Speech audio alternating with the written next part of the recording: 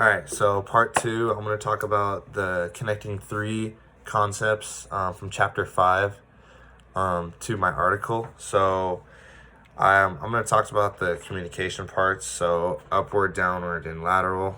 I think these are pretty crucial because they, like I said, communication is, without communication, things don't get done, honestly, because nobody knows what to do and stuff. So the upward communication in this article kind of is almost non-existent because it's like just the higher ups are telling the employees what to do, and it kind of is a problem because like I said earlier in the first video, that it can lead to so many problems and people not knowing what to do sometimes at some moments. Yeah, I think it could be an ethical issue because it should be ethical to tell your employees what's going on. I know if my dad runs his own business and it's ethical for him, well, not ethical, but he should, it's almost an obligation for him to communicate with his employees on what's going on for the day, who's going where, and all that stuff. So the downward communication is there. Sometimes it's almost like you do as you're told kind of deal with this article. And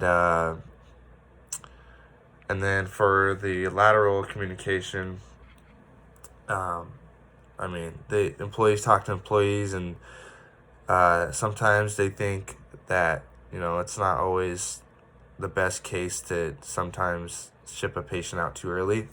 For example, in this article, it states that an employee had a case with a jailed patient and was brought to an emergency room after an assault. He was floridly psychotic and had been beaten by other inmates, and his injuries weren't life-threatening, but they were. There was no medical reason to keep him in the hospital, so they cleared him to go back to jail. But the man's mental illness was kind of making it really hard for him to navigate life in jail because, even in jail, if you make eye contact, it could be an act of aggression.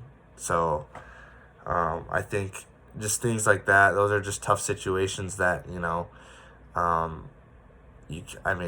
it's hard to tell, but you try and be ethical, but at the same time, you kind of just do as you're told in that situation. But from that standpoint, I think those are some ethical issues, especially going on in our hospitals and in our healthcare treatment places. I think that these type of situations happen a lot, and sometimes people got to do what they got to do, and they got to do what they're told. So yeah, that's all I got for you guys this week. Thank you, and let me know what you guys think about the videos, and give me some feedback. Thanks, guys.